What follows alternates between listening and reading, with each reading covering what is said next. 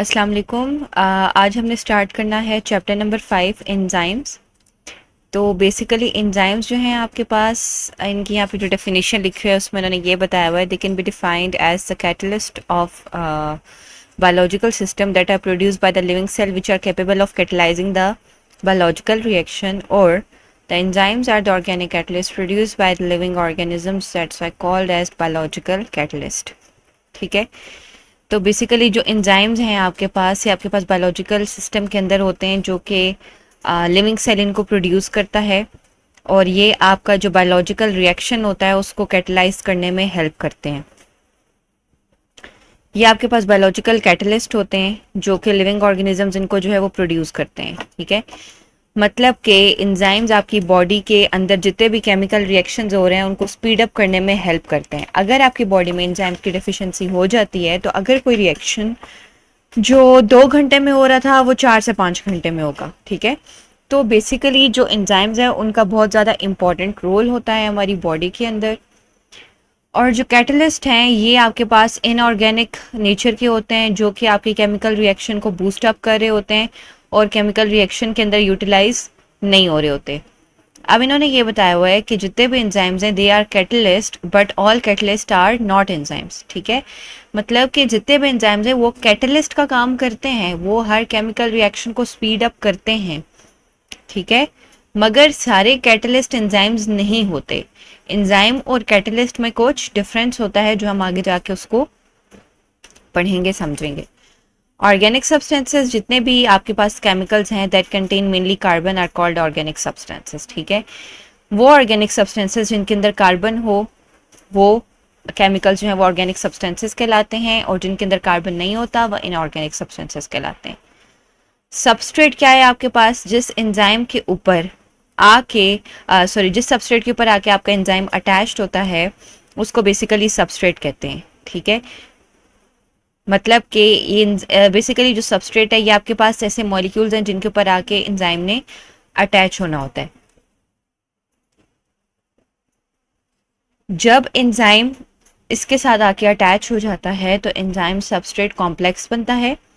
ये complex after chemical reaction जो है वो क्या करता है, स्पीड अप करता है आपके केमिकल रिएक्शन को और फिर उसके बाद प्रोडक्ट्स में कन्वर्ट हो जाता है। ठीक है, देखें जैसे यहाँ पे स्टेप 1 में अगर बात की जाए एंजाइम और सबस्ट्रेट अवेलेबल थे। ठीक है, ये लेट्स सपोज सबस्ट्रेट है और ये एंजाइम है। एंजाइम का नाम है सुक्रेज और सबस्ट्रेट सुक्रोज है। अब इसने इसकी ब्रेक डाउन करनी है, सुक्रेज ने सुक्रोज की ब्रेक डाउन करनी है, क्योंकि एंजाइम जो है वो क्या कर रहे हैं, वो आपके केमिकल रिएक्शन को स्पीड अप कर रहे हैं बाय द प्रोसेस ऑफ मतलब आप कह लें हाइड्रोलिसिस या breaking down the components into its simpler molecules into its simpler substances। ठीक है, अब क्या होता है कि इसकी एक्टिव साइट होती है, उस एक्टिव साइट जो है वो एक्टिव साइट बेसिकली सबस्ट्रेट के साथ जाके अटैच हो जाती है। अब एंजाइम और सबस्ट्रेट का कॉम्प्लेक्स बन जाता है, सबस्ट्रेट एंजाइम के साथ जाके बाइंड कर जाता है। अब क्या होता है, इन दी प्रेजेंस ऑफ वाटर वो सबस्ट्रेट कन्वर्ट हो जाता है प्रोडक्ट्स के अंदर, प्रोडक्ट्स आपकी फिर रिलीज हो जाती हैं। अब जैसे सुक्रोज की ब्रेक डाउन करें तो हमारे पास ग्लूकोज और फ्रुक्टोज बनता है। अब ये बनेंगे कैसे, जब आपके पास एंजाइम अवेलेबल होगा और वो इनकी ब्रेक डाउन करेगा। एंजाइम्स और कैटलिस्ट जो होते हैं, अब इसमें इन्होंने ये बताया हुआ है कि सारे एंजाइम्स जो हैं ये ऑर्गेनिक सब्सटेंसेस हैं और all the catalyst are inorganic substances. Enzymes जो होते हैं वो during the chemical reaction destroy हो जाते हैं, जबकि जो कैटलिस्ट होते हैं वो during the chemical reaction destroy नहीं होते। एंजाइम्स की नेचर स्पेसिफिक होती है जबकि कैटलिस्ट की जो नेचर है वो नॉन स्पेसिफिक होती है। एंजाइम्स जो है ये आपके पास कॉम्प्लेक्स नेचर के होते हैं और कैटलिस्ट थोड़े सिंपल नेचर के होते हैं। और जो एंजाइम की एंजाइमेटिक रिएक्शन की जो स्पीड है वो एंजाइम की कंसंट्रेशन पर डिपेंड नहीं करती है, बात याद रखिएगा। ठीक है, जबकि कैटलिस्ट जो रिएक्शन जिसमें कैटलिस्ट की जो स्पीड होती है, रिएक्शन जो भी हो रहा होता है उसमें जो कैटलिस्ट की स्पीड होती है वो कंसंट्रेशन ऑफ कैटलिस्ट पर डिपेंड करती है। कहने का मकसद ये है कि अगर लेट सपोज आपके पास 10 एंजाइम्स हैं तो इसका ये मतलब नहीं है कि 10 एंजाइम्स होंगे तो रिएक्शन की स्पीड ज़्यादा हो जाएगी, उसके लिए सबस्ट्रेट का होना भी ज़रूरी है। लेट सपोज अगर आपके पास 2 सबस्ट्रेट है और आपके पास 4 एंजाइम है तो उसका कोई फायदा नहीं है, क्योंकि जाहिर बात है एंजाइम को तो अटैच होने के लिए कोई सबस्ट्रेट मिल ही नहीं रहा। 2 सबस्ट्रेट थे उनके साथ वो अटैच हो गया, पीछे 2 बच गए। इसका ये मतलब नहीं है कि ज़्यादा अगर सबस्ट्रेट ज़्यादा एंजाइम्स होंगे आपके पास तो केमिकल रिएक्शन स्पीड अप करेगा। केमिकल रिएक्शंस एंजाइम की कंसंट्रेशन पे कभी भी डिपेंड नहीं करता। ठीक है, on the other hand catalyst में ये होता है कि कैटलिस्ट का में जो रिएक्शन की जो स्पीड होती है वो कैटलिस्ट की कंसंट्रेशन पर डिपेंड करती है, ठीक है। अब कुछ प्रॉपर्टीज हैं एंजाइम्स की, जिसमें कैटालिटिक प्रॉपर्टी सबसे पहले आ जाती है। अब इन्होंने ये बताया हुआ है कि हम स्मॉल अमाउंट ऑफ एंजाइम की भी जो है वो उसको भी कैटलाइज कर सकते हैं। यहाँ पे लिखा हुआ है small amount of enzymes can catalyse a large amount of substrate in a biological reaction. अब sucrase enzymes in its small amount easily catalyse the hydrolytic reaction of the sucrose. मतलब कि जो सुक्रेज एंजाइम है वो क्या करता है, वो सुक्रोज जो आपके पास शुगर है उसकी अगर थोड़ी अमाउंट में भी प्रेजेंट हो तो वो उसकी कैटालिसिस कर देता है, उसकी ब्रेक डाउन कर देता है, ठीक है। सॉलिबिलिटी की अगर बात की जाए तो सॉलिबिलिटी क्या है कि एंजाइम्स जो होते हैं ये वाटर के अंदर सॉल्युबल होते हैं, ठीक है, और अल्कोहल सॉल्यूशन के अंदर कम सॉल्युबल होते हैं। अब एंजाइम जो है आपके पास वो आपके पास क्या करता है कि कुछ सॉल्वेंट्स के साथ वो प्रेसिपिटेट आउट हो जाता है, जैसे कि कंसेंट्रेटेड अल्कोहल, अमोनियम सल्फेट और ट्राई क्लोरो एसिटिक एसिड, ठीक है। इनके साथ जो है वो उसकी सॉल्युबिलिटी मतलब उसके साथ जो है वो प्रेसिपिटेशन उसकी हो जाती है। अब एंजाइमेटिक प्रॉपर्टी की अगर बात की जाए तो the velocity of the enzymatic reaction increases as the concentration of the substrate increases up to certain maximum, but after certain point of the time it decreases. अब वो ये कह रहे हैं कि जो एंजाइमेटिक रिएक्शन होता है उसमें जो स्पीड होती है उसकी वो इंक्रीज करती है जैसे जैसे सबस्ट्रेट की कंसंट्रेशन इंक्रीज करी है, मगर कुछ टाइम के बाद वो डिक्रीज कर जाती है। अब अगर पीएच की बात की जाए, पीएच में अब उन्होंने ये बताया हुआ है कि एसिड्स जो होते हैं deactivate those enzymes that act at alkaline pH. For example, trypsin act at alkaline pH 8.57. At acidic pH, it will destroy. Trypsin is an enzyme that is secreted by the pancreas and very important for the proper digestion of the food. अब acids की अगर बात की जाए तो basically acids के बारे में इन्होंने ये बताया हुआ है कि एसिड्स क्या करते हैं कि वो एंजाइम्स जिन्होंने अल्कलाइन पीएच पे जाके अच्छे से काम करना होता है उनको डीएक्टिवेट कर देते हैं, ठीक है। उनकी क्या कर देते हैं, डीएक्टिवेशन कर देते हैं, जैसे कि ट्रिप्सिन वगैरह। जो ट्रिप्सिन होता है वो आपके पास अल्कलाइन पीएच 8.57 पे एक्ट करता है। अब अगर बात की जाए एसिडिक पीएच की तो वो एसिडिक पीएच पे उसको डिस्ट्रॉय कर देगा। क्यों? क्योंकि एसिडिक पीएच पे तो वो काम ही नहीं कर सकता, वो तो अल्कलाइन पीएच पे काम कर सकता है, ठीक है।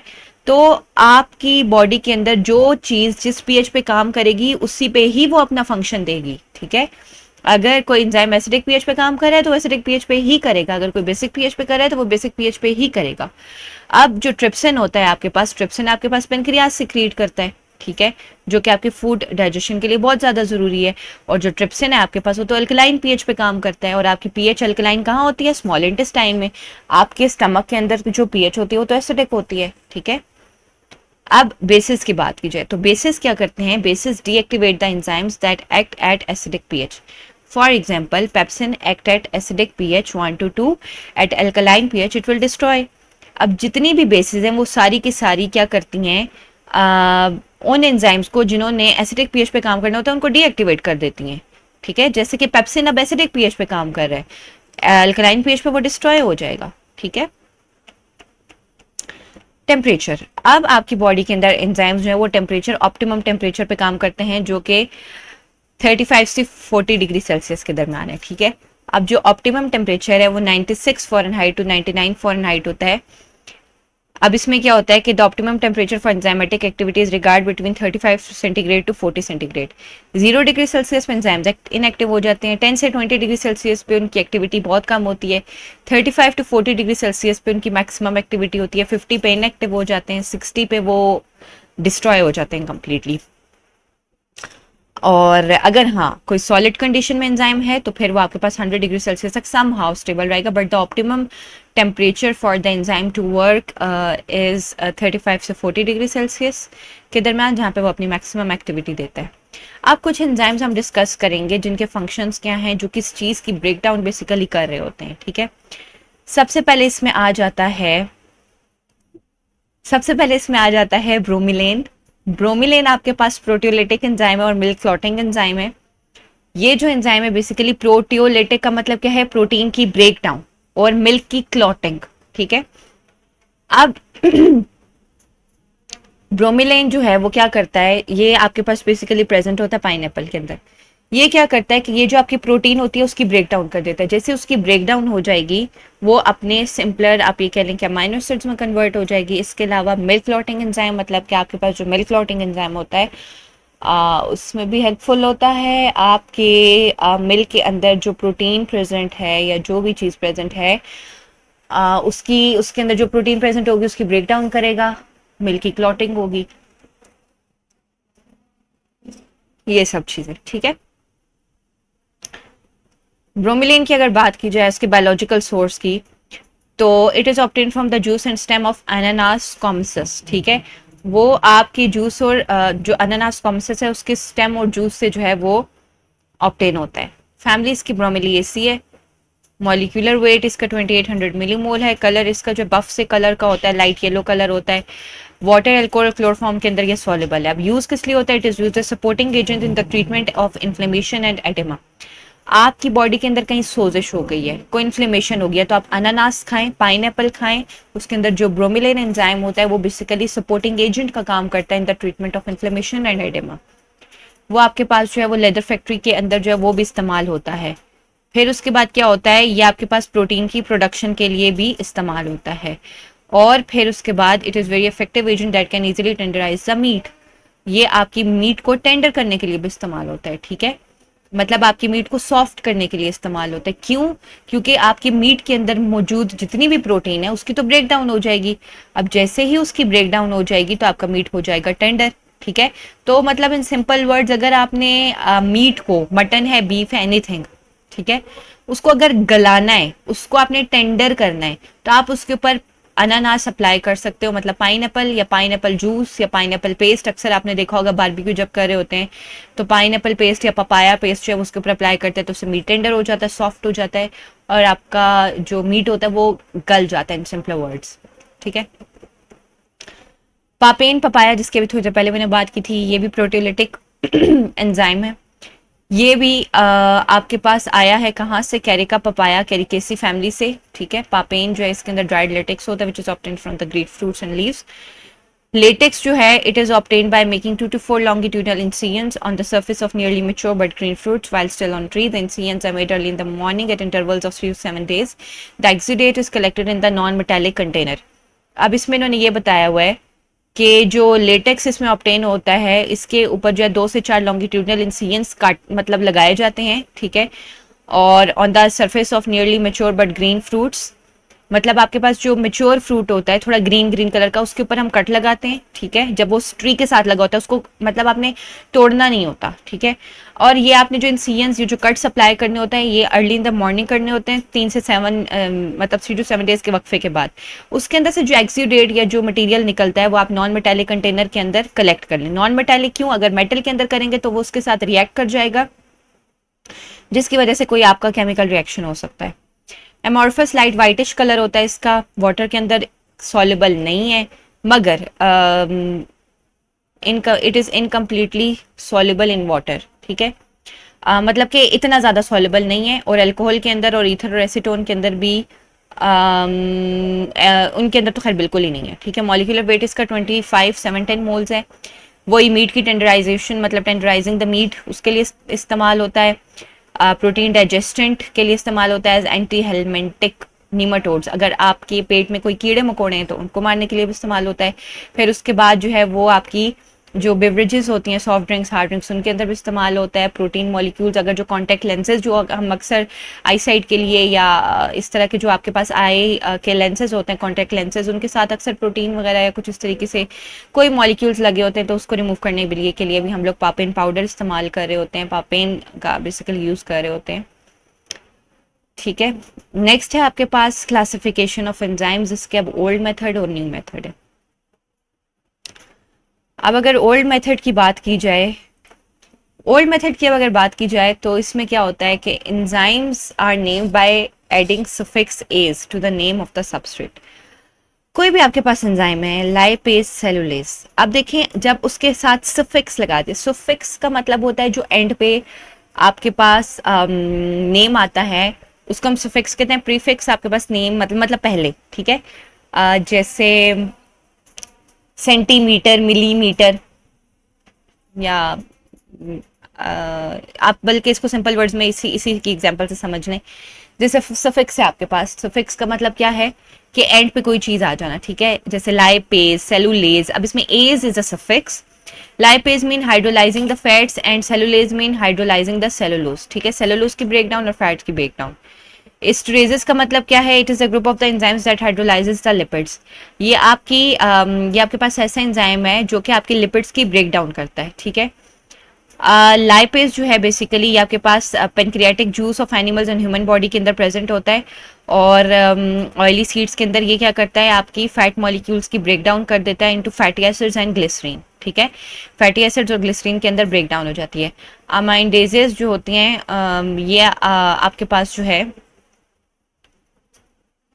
ये अब आपके पास ऐसे एंजाइम्स होते हैं जो आपके लिवर के अंदर और इंटेस्टाइनल म्यूकोजा के अंदर प्रेजेंट होते हैं, और ये आपके अमोनिया की कैटालिसिस कर देते हैं, उसको ब्रेक डाउन कर देते हैं। ये क्या करते हैं, फॉर एग्जांपल आर्जिनेज की अगर बात की जाए, ये क्या करता है, आर्जिनिन को यूरिया में कन्वर्ट कर देता है। यूरिएज की बात की जाए तो ये आपके लिवर सेल सोयाबीन सीड्स के अंदर प्रेजेंट होता है, ये आपके यूरिया को अमाइनो एसिड्स और कार्बन डाइऑक्साइड में कन्वर्ट करता है। न्यूक्लियेजेस, इस तरह आपके पास एंजाइम्स होते हैं। बेसिकली ये जो ग्रुप ऑफ एंजाइम्स होते हैं ये न्यूक्लियोटाइड्स के ऊपर एक्ट करते हैं जाके। For example ribonuclease, deoxyribonuclease, ribonuclease is present in RNA, deoxyribonuclease is present in DNA, ठीक है। अब carbohydrates, this class is named after those enzymes that can catalyze the breakdown of the sugar molecules in the biological reaction. अब इसमें इन्होंने क्या बताया हुआ है कि सुक्रेज। अब कार्बोहाइड्रेट्स जो होते हैं वो क्या करते हैं, बेसिकली कार्ब्स की ब्रेक डाउन करते हैं। सुक्रेज की अगर बात की जाए, ये आपके पास क्या होता है, ये आपकी यीस्ट और इंटेस्टाइनल जूस के अंदर प्रेजेंट होता है। ये आपके पास हाइड्रोलिसिस करा देता है सुक्रोज की इनटू ग्लूकोज एंड फ्रुक्टोज, ठीक है। ये क्या करता है, आपकी सुक्रोज और ग्लूकोज, सुक्रोज की ब्रेकडाउन करता है into the fructose and glucose, और माल्टेज जो होता है ये आपके इंटेस्टाइनल जूस के अंदर प्रेजेंट होता है, ये कन्वर्ट करता है माल्टेज को ग्लूकोज के अंदर, माल्टोज को ग्लूकोज के अंदर, ठीक है। प्रोटियोलिटिक एंजाइम्स, नाम से जाहिर हो रहा है प्रोटीन की ब्रेकडाउन, ऊपर भी कुछ डिस्कस कर चुके हैं। बेसिकली आपके डाइजेस्टिव एंजाइम्स होते हैं जो कि आपके डाइजेस्टिव ट्रैक्ट लाइक स्टमक और इंटेस्टाइन के अंदर प्रेजेंट होते हैं। ये आपके प्रोटीन की ब्रेकडाउन, जो खाना हम खा रहे होते हैं, जो प्रोटीन हमारी बॉडी के अंदर आ रही होती है उसकी ब्रेकडाउन कर रहे होते हैं। पेप्सिन और रेनिन। पेप्सिन क्या है, ये आपके गैस्ट्रिक जूस, एनिमल्स का जो गैस्ट्रिक जूस होता है उसके अंदर प्रेजेंट होती है। ये क्या करती है, ये आपके पास प्रोटीन की डाइजेशन करती है by converting it into protease and peptones. Protein की ब्रेकडाउन करती है इनटू पेप्टोन्स एंड प्रोटीएज, ठीक है। रेनिन जो है ये मिल्क कोएगुलेटिंग एंजाइम होता है जो कि म्यूकस मेम्ब्रेन के ऊपर प्रेजेंट होता है। म्यूकस स्टमक के जो मैमल्स का जो स्टमक होता है उनकी म्यूकस मेम्ब्रेन के ऊपर प्रेजेंट होता है। ये आपके पास इट कर्डल्स प्रोटीन ऑफ मिल्क।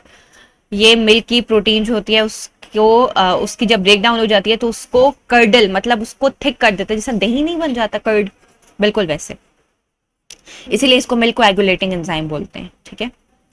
वो तो था ओल्ड मेथड। अब न्यू मेथड क्या है, IEC method which is international enzyme commission. इसमें क्या होता है, fundamental principles of giving the enzyme to the names are the basic function addition of ase. For example dehydrogenase, ये आपके पास ऐसा एंजाइम है जो कि आपके सबस्ट्रेट के ऊपर एक्ट करता है और आपके हाइड्रोजन मॉलिक्यूल को रिमूव कर देता है, ठीक है। मतलब कि सबस्ट्रेट के ऊपर एक्ट करके हाइड्रोजन को रिमूव कर दिया, डीहाइड्रोजिनेज। डी मतलब रिमूवल, हाइड्रोजन मतलब हाइड्रोजन और एज मतलब एंजाइम। ऐसा एंजाइम जिसने हाइड्रोजन के रिमूवल में हेल्प की उसको डीहाइड्रोजिनेज कहेंगे। ऑक्सीडेज जो होता है ये क्या करता है कि ये आपके पास ऑक्सीडेशन रिएक्शन की कैटालिसिस के लिए यूज होता है without any regard of the substrate. और हाइड्रोलेजेस जो होते हैं ये आपके पास क्या होते हैं, ये आपके पास वो एंजाइम्स होते हैं जो आपके पास हाइड्रोलिसिस रिएक्शन की स्पीड अप के लिए इस्तेमाल होते हैं, ठीक है, without any regard of the substrate. इसमें इनको कोई सबस्ट्रेट की जरूरत नहीं पड़ती। कब तक है यहाँ पे